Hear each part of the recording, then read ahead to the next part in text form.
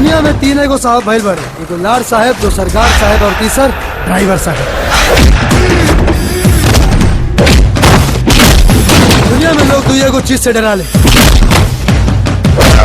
एगो बम से और दूसरा चिंटू पांडे के दम से। बराती गइल एगो लड़की से लव हो गई। ईला डबल, आज शाम के अपना बहन के इनके घर भेज दिया।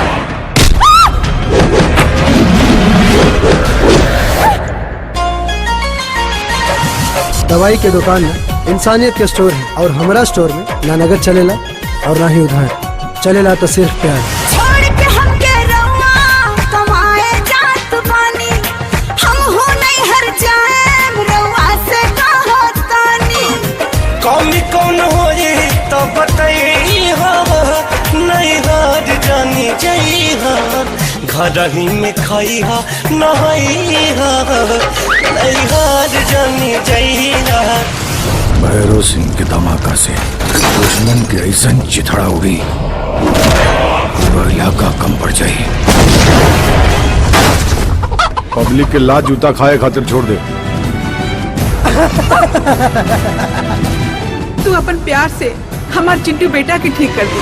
लाली ना पाउडर ना लैला परचून, हनीमून मनावे ना गइला देहरादून। राजा इहे गमतिया के गांवा गांवा गांवा। ए तोरा के राख लेनी है क्या कहूँगा। अरे कम से कम ये बाप के तो नाम बताओ।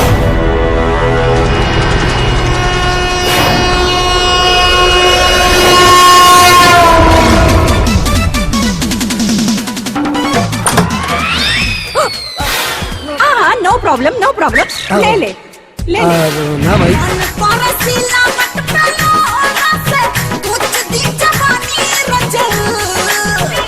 कौना सावत संग काटा तोरा चानी, लगा के मच्छरदानी रजल।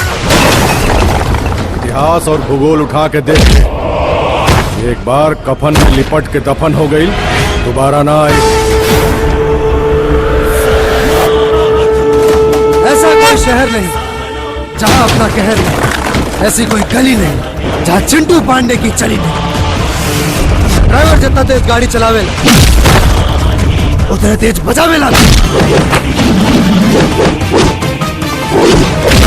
हमर राजा जी, हमर सैया जी, हमर राजा जी न बोले कि रातिया में चोली खोले। हमर राजा जी न बोले कि रातिया में चोली खोले।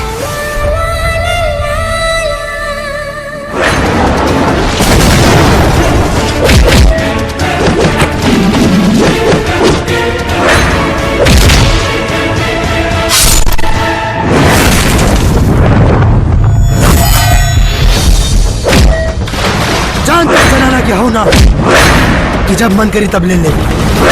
ईमानदार आदमी के जान लेने का तो यमराज के भी पसीना छूट जाए।